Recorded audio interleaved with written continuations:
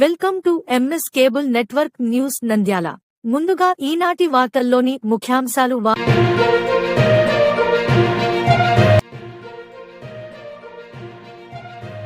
కార్తీక పౌర్ణమి విశిష్టత.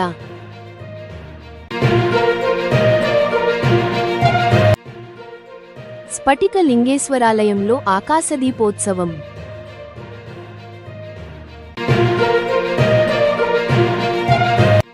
శాంతినికేతన్ స్కూల్ నందు శక్తి యాప్ గురించి అవగాహన కార్యక్రమం.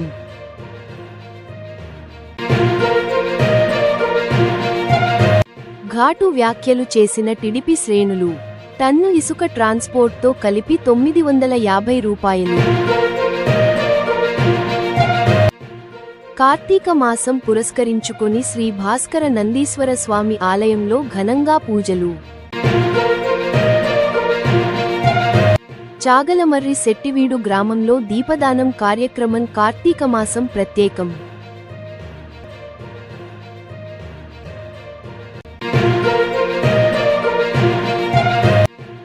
జాతీయ చేతివృత్తుల ఐక్యవేదిక పార్టీ రాష్ట్ర అధ్యక్షుడు శీలం వెంకటేశ్వర్లు.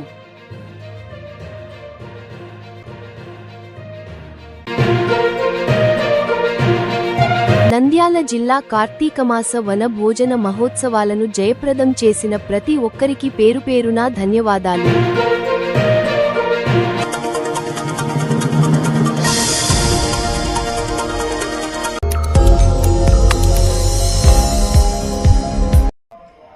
ఓం నమో మహానందీశ్వరాయ.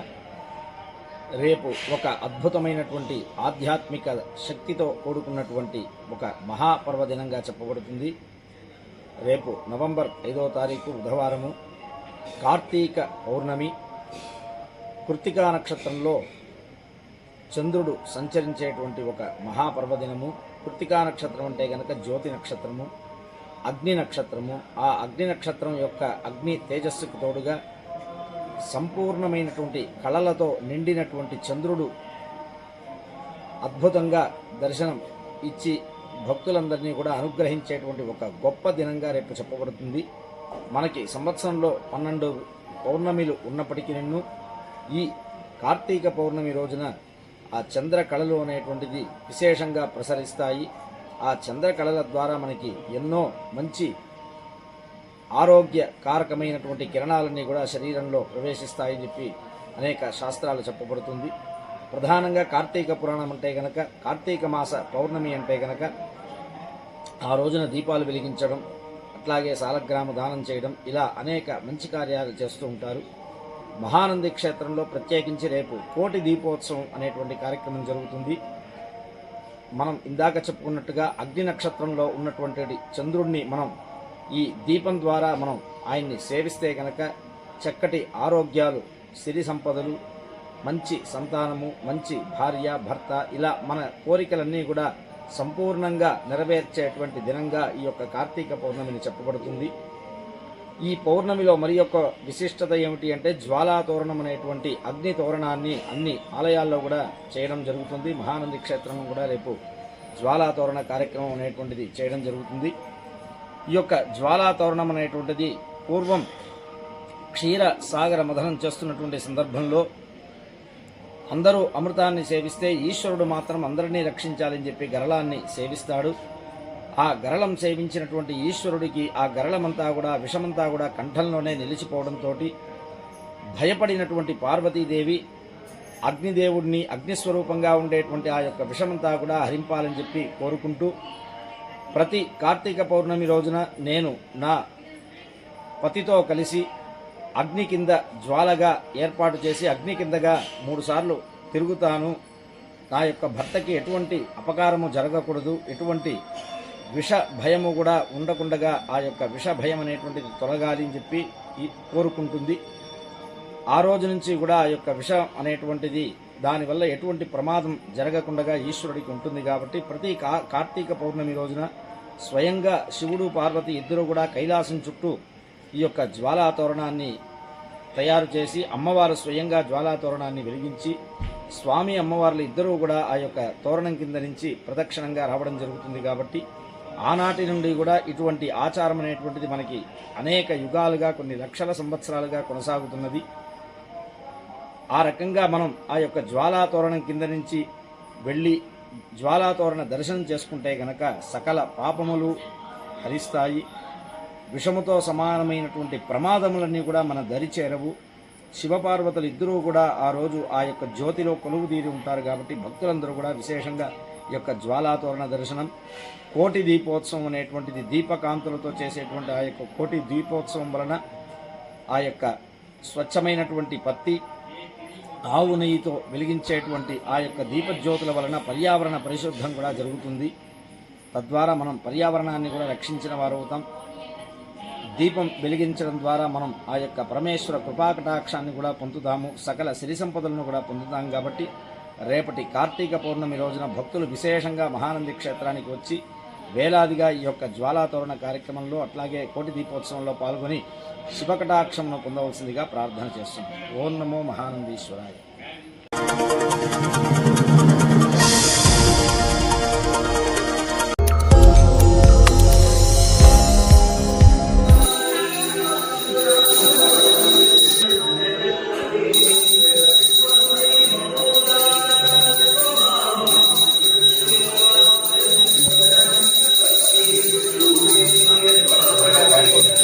कायेन वाचा मनसेन्द्रियैर्वा बुद्ध्यात्मना वा प्रकृतेः स्वभावात् करोमि यज्ञः सकलं परस्मै नारायणाయేతి.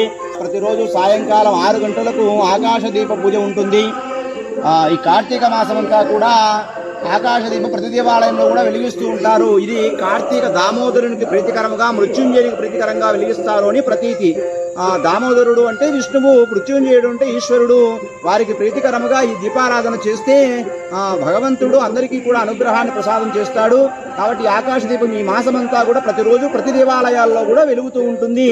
ఇది దర్శించిన వారికి జన్మరాహిత్యం కలుగుతుంది, అలాగే సకల పాపములు కూడా హరింపబడతాయి. ఆ దామోదర మృత్యుంజయ స్వామి యొక్క అనుగ్రహం కలుగుతుంది అని చెప్పేసి కార్తీక పురాణంలో కూడా చెప్పబడింది.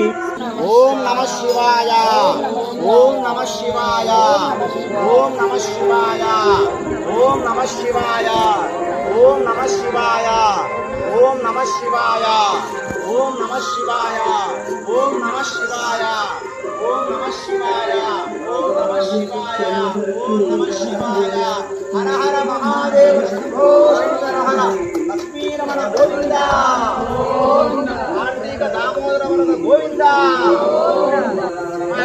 నమస్కారం చేసుకోండి. దండం పెట్టుకోండి మా దీపానికి. తర్వాత గుళ్ళోకి రాయండి అందరూ కూడా.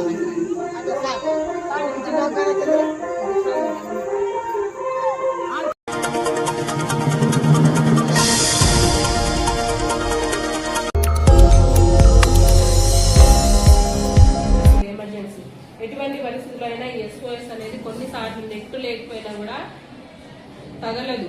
అంటే SOS సెండింగ్ రిక్వెస్ట్ పోదు. అటువంటి సందర్భంలో మనము పైనే 100-112 ఉంటాయి పోలీస్ వాళ్ళ నెంబర్స్. డైరెక్ట్ క్లిక్ చేస్తే చాలని పోలీస్ వాళ్ళకి వెళ్ళిపోతుంది. మీరు ఫోన్ చేస్తారు, అసలు మీ దీన్ని నొక్కుతానే ఫస్ట్ ఫోన్ చేస్తాడు కమాండ్ కంట్రోల్ నుంచి.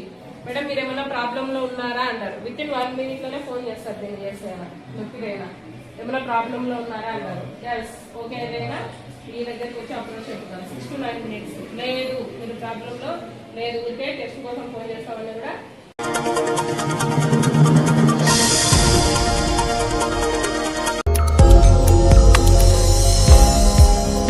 గారు సీఎం దగ్గరికి ఓన్లీ ఫోటోలు ఫోజులు ఇవ్వడానికి వెళ్తున్నారు తప్ప రైతులకు ఎటువంటి న్యాయం చేయలేని ప్రెస్ మీట్లో మాట్లాడారు.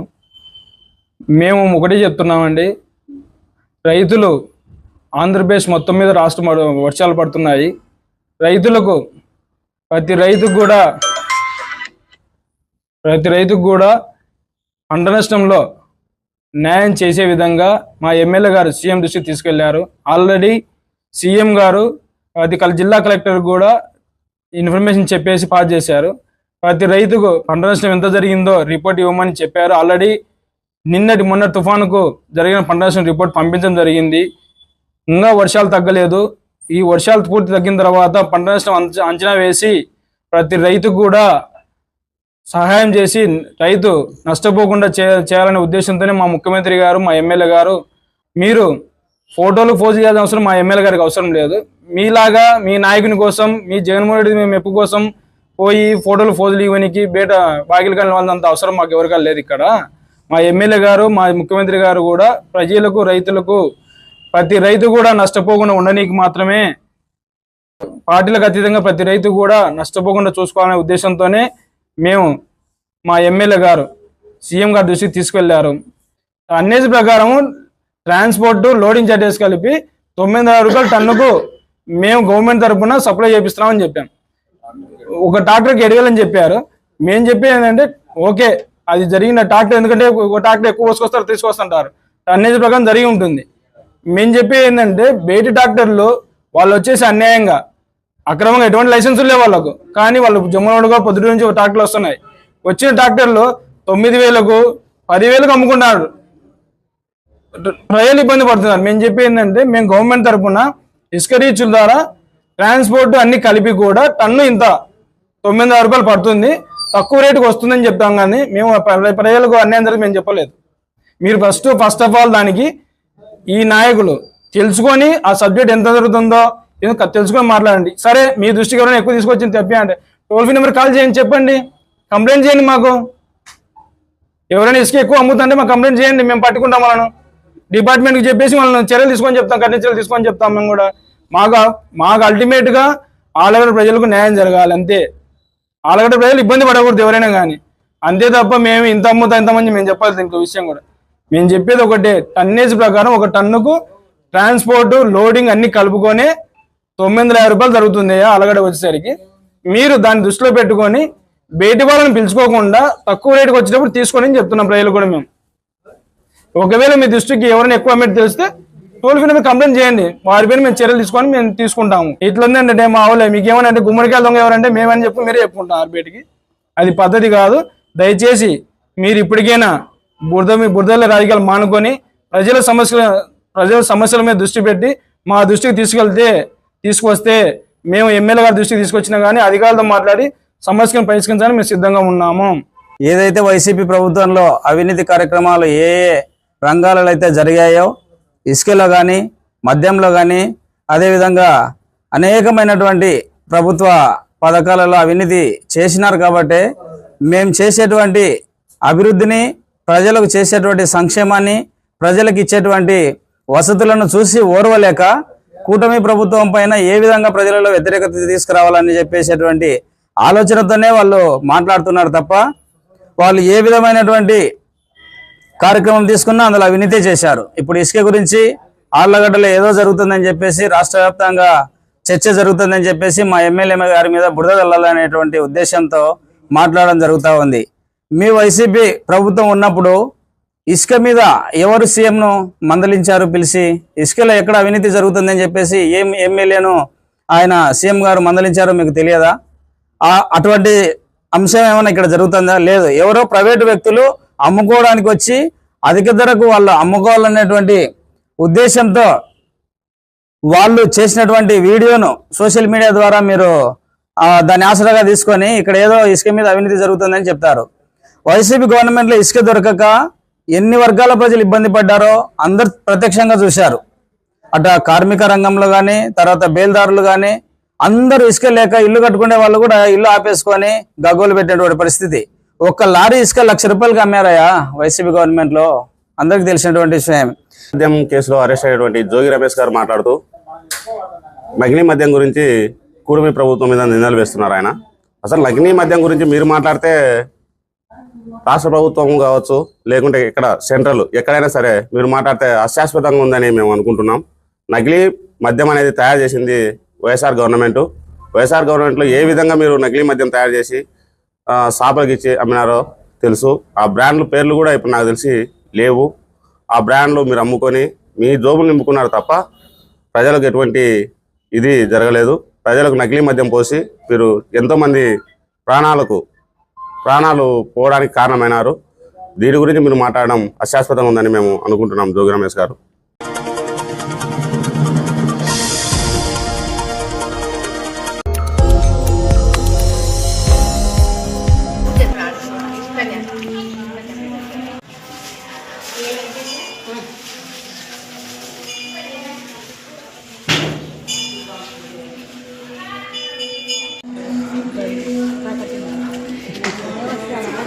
ఓకే.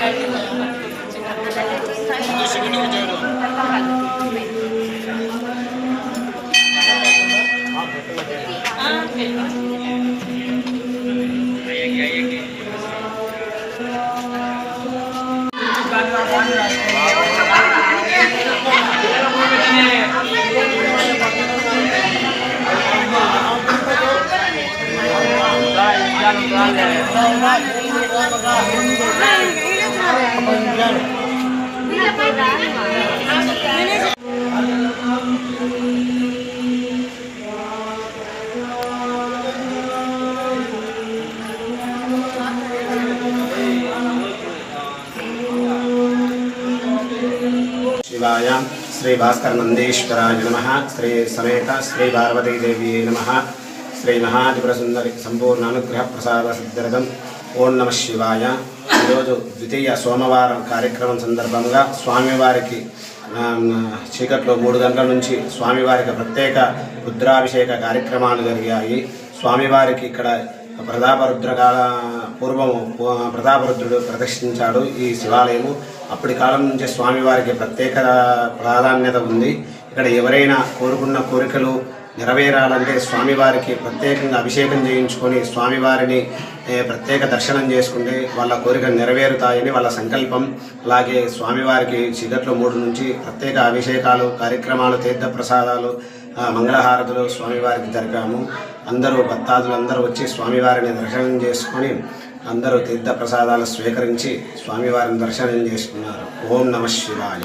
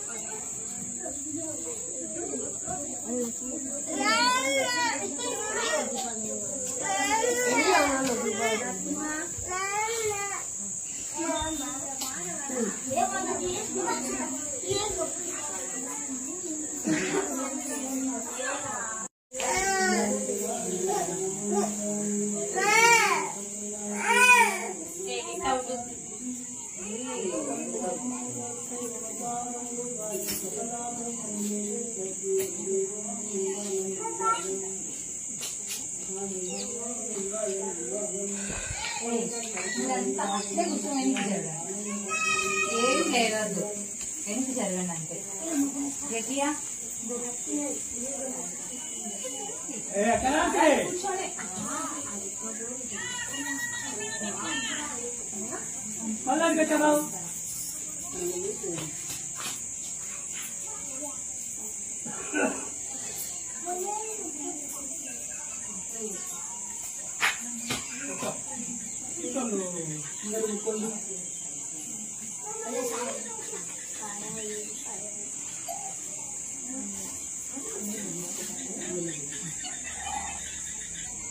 బాగా చదువు కావాలనుకోండి. ఏం కావాలి మీకు? అంతేనా?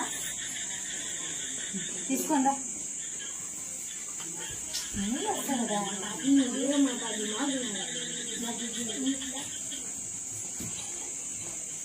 మీరంతా చదువు మీకే కావాలా?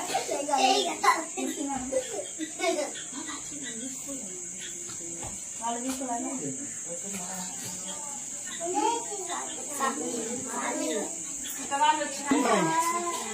టీవీ ఛానల్ ఉన్నాయి కదా, ఈ టీవీ, జెమిని, అలాగా ఛానల్ ఉంది.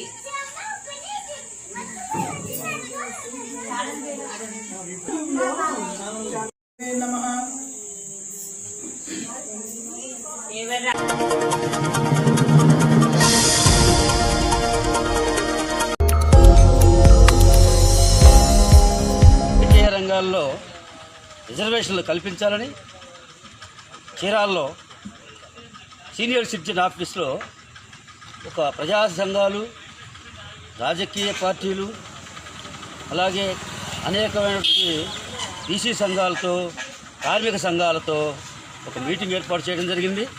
రౌండ్ టేబుల్ సమావేశం, అలాగే ఒక చర్చా వేదికలాగా ఏర్పాటు చేశాం. అందులో ఒక 30 మంది అనేక రకాల రంగాలలో ప్రముఖులైనటువంటి పెద్దలు, గౌరవనీయులందరూ కూడా పాల్గొనడం జరిగింది.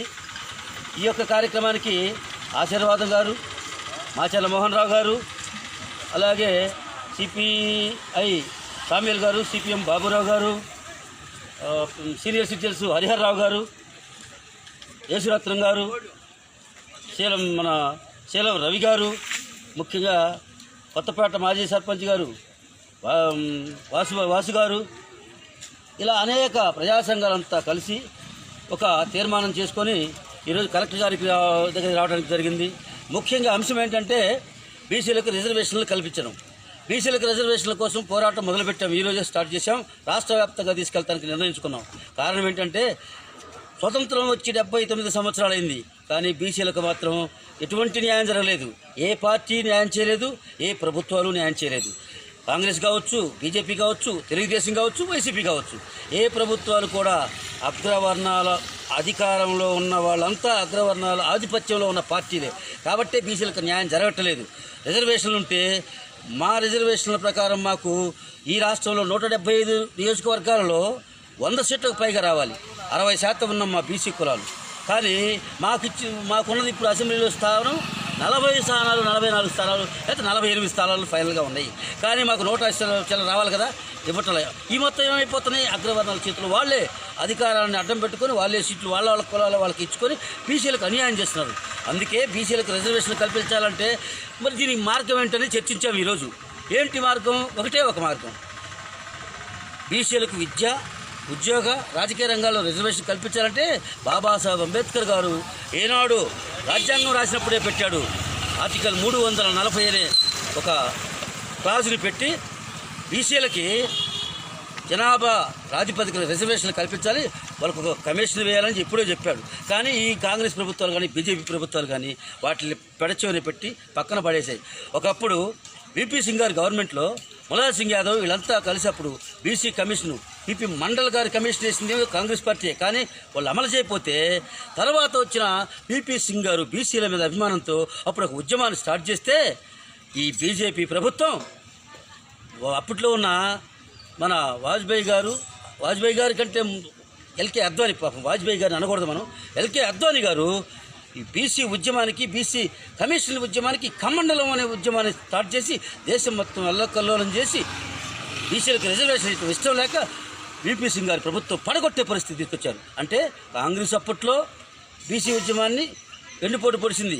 బాబాసాహెబ్ అంబేద్కర్ గారు కూడా కాంగ్రెస్ ప్రభుత్వం ఉన్నప్పుడే నెహ్రూ గారి టైంలోనే పార్లమెంట్లో పోరాడాడు అంబేద్కర్ గారు. బీసీలకు రిజర్వేషన్ కల్పించాలి, 340 ఆర్టికల్ పొంది ముఖ్యమంత్రి గారు రాజీనామా చేసి నా బీసీ సోదరులకు, నా గురువు గారు అయినటువంటి మహాత్మా జ్యోతిరావు పూలే గారికి నేను న్యాయం చేయలేకపోయాను, ఆయన మాటకు నేను విలువ చేయలేకపోయాను, ఈ పార్లమెంట్లో నాకు ఈ పదవి ఎందుకు, నాకు ఎక్కర్లేదని చెప్పి ఆయన కంటతడి పెట్టి పార్లమెంట్ బయటకు వచ్చి ఆ పదవిని త్యాగం చేసిన మహానుభావుడు అంబేద్కర్ గారు. అందుకే నేను చెప్తున్నాను మిత్రులందరికీ కూడా, ఈ రాష్ట్రంలో ఉన్న బీసీ సంఘాలకి, బీసీ సోదరులకి, బీసీ సమాజానికి కూడా ఒక పిలుపునిస్తున్నాం. అగ్రవర్ణ కులాల ఆధిపత్యంలో ఉన్న ఈ రాజకీయ పార్టీలు మనకు న్యాయం చేయవు. ఒకే ఒక మార్గం, బీసీలు ఉద్యమం బాట పట్టడమే.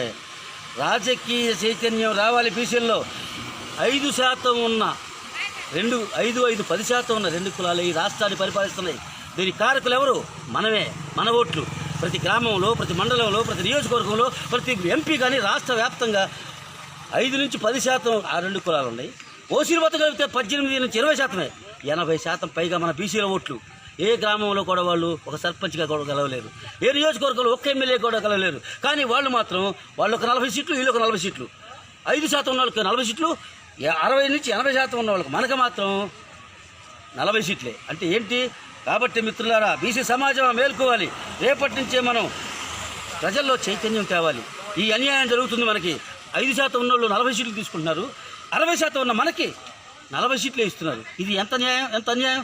రిజర్వేషన్ ఇస్తేనే మన ఉద్యోగ, విద్యలో రిజర్వేషన్లు వస్తేనే తప్ప మన పిల్లల భవిష్యత్తులు బాగుపడవు. ఇప్పటికే 79 సంవత్సరాలు స్వతంత్రం వచ్చి మాబోటి వాళ్ళ వయసు 60లోకి 50 దాటి 60లో పడిపోతున్నాం. రాబోయే తరాలకైనా కూడా మనం న్యాయం చేయాలంటే ఖచ్చితంగా బీసీ రిజర్వేషన్లు కల్పించాల్సిందే. ఈ చంద్రబాబు నాయుడు గారి మీద మన పవన్ కళ్యాణ్ గారి మీద గట్టి ఒత్తిడి తెస్తే ప్రధానమంత్రి గారి దగ్గర పోయి కూర్చుంటే వీళ్ళిద్దరూ తప్పకుండా 9th షెడ్యూల్లో పెట్టి రాజ్యాంగ సవరణ చేసి బీసీలకు రిజర్వేషన్లు కల్పించాలి. ముఖ్యంగా దానికి మొదటి కారణం బీసీల కులగణన చేయాలి. అది కూడా ఈ నెలలో వచ్చే నెలలో ప్రారంభిస్తూ ఉన్నారు. తప్పకుండా దాన్ని మొదలుపెట్టాలి, కులగణన చేయాలి, ఎడ్యుకేషన్ కమిషన్ వేయాలి. 9th షెడ్యూల్లో పెట్టి ప్రధానమంత్రి గారి చేత ప్రభుత్వం చేత దాని యొక్క రిజర్వేషన్ ద్వారా ఒక్క రాజ్యాంగ సవరణ ద్వారా మాత్రం సాధ్యపడుతుంది. కాబట్టి ఈ రాష్ట్ర ప్రభుత్వం మీద మనం ఒత్తిడి తేవాల్సిన అవసరం ఉంది. అలాగే బీసీ సమాజం అంతా ఏకం కావాల్సిన అవసరం ఉందని మీ అందరికీ తెలియజేసుకుంటూ ఈ యొక్క రౌండ్ టేబుల్ సమావేశంలో పాల్గొన్నటువంటి 30 మంది ప్రజాప్రతినిధులకు కానీ ముఖ్యంగా పెద్దల ఆశీర్వాదం గారికి, మాచర్ల మోహన్ రావు గారికి, అలాగే ఊటుకూరి వెంకటేశ్వర గారికి, అలాగే మన సామ్యుల్ గారికి, సిపిఎం బాబురావు గారికి, ఏసరత్నం గారికి నమస్కారాలు తెలియజేసుకుంటూ సెలవు తీసుకుంటున్నాను. జై హింద్, జై బీసీ, జై జై బీసీ.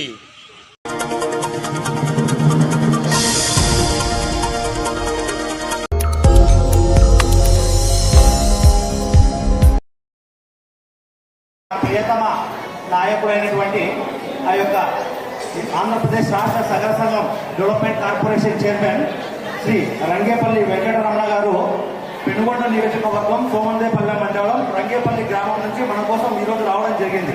వారు ఉదయం 4 గంటలకు కార్ జర్నీ స్టార్ట్ చేసి ఇప్పుడు రావడం జరిగింది. అంటే సుమారు 300 కిలోమీటర్లకు పైగా వారు ప్రయాణించి ఇక్కడికి రావడం మాకు చాలా ఆనందంగానూ మరియు సంతోషకరంగానూ ఉంది. ఈ సందర్భంగా మనం అతిథులను సన్మానించుకోవడం మన యొక్క తక్షణ విధి, మన ప్రధాన కర్తవ్యంగా భావిస్తున్నాము. ఈ యొక్క కార్యక్రమానికి అతిథులు తమ ఆశీర్వాదం కావాలని సందర్భంగా కోరుతున్నాను. దయచేసి సగరులందరూ కూడా ముఖ్య ఆతిథ్యాన్ని స్వీకరించాలని ఈ సందర్భంగా వారిని స్టేజ్ పైకి మీ కరతాళ ధ్వనుల మధ్య వారిని ఆహ్వానించడం జరుగుతుంది. దయచేసి కరతాళ ధ్వనులు పనిచేసిన ఘనత వీరి తండ్రి గారిది. వీరి తండ్రి గారి రాజకీయ వారసత్వాన్ని పుణికిపుచ్చుకున్న వీరు సర్పంచ్, ఎంపీటీసీ, జెడ్పీటీసీ ఆ పైన ఈ రోజు కోరుకుంటున్నాము. సతికల రామకృష్ణ గారికి మీ కరతాళ ధ్వనుల మధ్య స్వాగతం పలకాల. దయచేసి స్టేజ్ మీదకి రావాల్సిందిగా కోరుతున్నాను. మీరు ఒకసారి అనంతపురంకు వెళ్తే ఆ యొక్క అనంతపురం కళ్యాణ మండపాన్ని చూడండి. ఒక వీరి నుంచే కాదు, వీరి తండ్రి భర్త గారి నుంచి సేవా గుణము అలవర్చుకుంది. పూర్వ తరాలు మాత్రమే అని గుర్తుంచుకోండి. ఆ వారసత్వాన్ని మీరు కొనసాగిస్తున్నారు కాబట్టి ఇప్పుడు అనంతపురము అంత బలంగా, కళ్యాణ మండపం అంత అద్భుతంగా ఉండడం జరిగింది. మరొక మాకు అత్యంత ప్రీతిపాత్రుడు మరియు అందరికీ సన్నిహితుడు, అందరికీ శ్రేయోభిలాషి, అందరి మిత్రుడు, అందరి వాడు అయినటువంటి ముఖ్యంగా సగరుడు ఎక్కువగా ఈ ప్రాంతంలో సగరుడు ఎక్కువగా ఉండేటువంటి బోయినకొండ గ్రామానికి చెందిన శ్రీ పవనాసి గోవిందరాజులు గారిని స్టేజ్ పైకి సాధారణంగా ఆహ్వానిస్తున్నాము. మీ కర్తవ్య మధ్య అయినటువంటి వారి తండ్రి గారి పేరు మీద వారి సేవా కార్యక్రమాలు నిరంతరం కొనసాగుతూ మార్కాపురం సగర సంఘం పెద్దలు యాసం అంకయ్య గారిని దయచేసి స్టేజ్ మీదకి ఆహ్వానించడం జరుగుతుంది. ఎందుకంటే పరుస్తూ సగంలో చైతన్యవంతం చేస్తుంటారు సహకారు. వారి రోజు నందలకు రావడం మాకు చాలా సంతోషకరంగా ఉంది. కొన్ని గ్రామాలు మొత్తం మన సగరులతో నిండి ఉన్నాయి. అటువంటి సగరులతో నిండి ఉన్న ఒక గ్రామానికి మన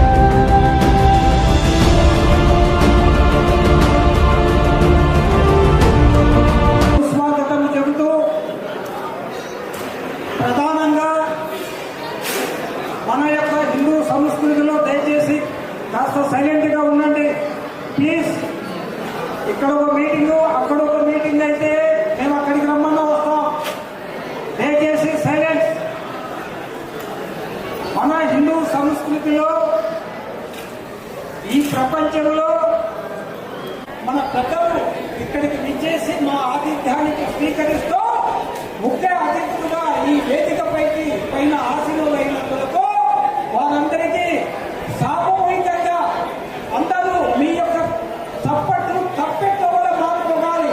ఒక్కసారి అభినందన పూర్వకంగా అందరికీ అభినందించడానికి చప్పట్లతో కథతల గొంతులతో వేధించవలసిందిగా కోరుతున్నాము. చప్పట్లే ఇంకా ఇంకా బాగా పేర్లకు సంబంధించి తల్లిదండ్రులు వారిని ఇక్కడ వేదికపైకి పరిచయం చేస్తాము. మీ అబ్బాయి లేదా మీ అమ్మాయి వివరాలు మీరు చెప్పగలిగినప్పుడు ఆ వివరాలను అందరూ అంటే అబ్బాయి వారి వివరాలు చెప్పేటప్పుడు అమ్మాయిల వాళ్ళు జాగ్రత్త వస్తువులో రాసుకుంటూ ఉంటారు. అలాగే అమ్మాయి వాళ్ళు చెప్పినప్పుడు కూడా అమ్మాయి వాళ్ళు కూడా రాసుకోగలుగుతారు. ఆ విధంగా పరిచయ కార్యక్రమం కూడా జరపబోతాము. వాటికంటే ముందుగా ప్రముఖంగా మన యొక్క ఈ వేదికపైకి పైన ఉన్నటువంటి ముఖ్య అతిథుల యొక్క వచనాలు, వక్తల యొక్క అభిప్రాయాలను, నేటి కాలమాన పరిస్థితులలో మనకు కావలసినటువంటి ఐక్యత వల్ల కావలసినటువంటి సాధన, ఇవన్నీ కూడా వారి యొక్క పరిభాషలో మనకు వెల్లడించే క్రమంలో శ్రద్ధగా మీరందరూ వినవలసిందిగా కోరుతూ ముందస్తుగా ఈరోజు మన సగర జాతికి ఈ రాష్ట్రంలో ఒక్క ఎమ్మెల్యే లేనట్టు ఉన్న వాస్తవం. దానికి కారణాలు అనేకం. అయితే నేడు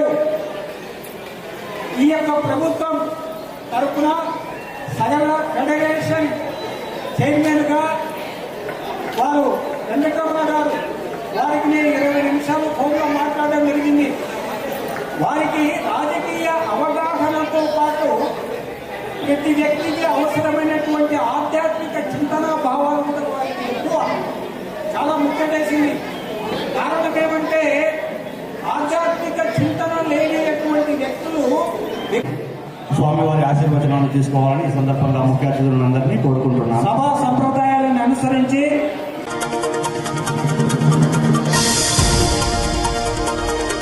వార్తలు ముగించే ముందు మరొకసారి ముఖ్యాంశాలు.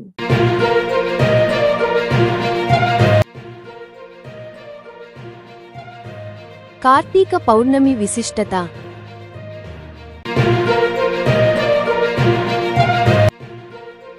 స్ఫటిక లింగేశ్వరాలయంలో ఆకాశదీపోత్సవం.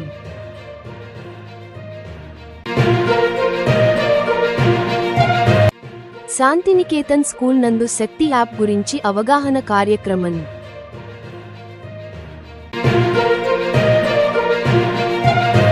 ఘాటు వ్యాఖ్యలు చేసిన టీడీపీ శ్రేణులు. టన్ను ఇసుక ట్రాన్స్పోర్ట్తో కలిపి 950 రూపాయలు. కార్తీక మాసం పురస్కరించుకొని శ్రీ భాస్కర నందీశ్వర స్వామి ఆలయంలో ఘనంగా పూజలు. చాగలమర్రి శెట్టివీడు గ్రామంలో దీపదానం కార్యక్రమం. కార్తీక మాసం ప్రత్యేకం.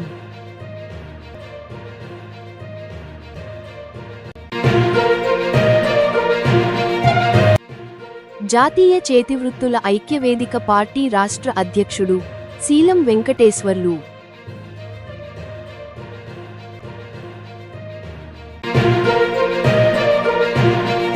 నంద్యాల జిల్లా కార్తీకమాస వన భోజన మహోత్సవాలను జయప్రదం చేసిన ప్రతి ఒక్కరికి పేరుపేరునా ధన్యవాదాలు.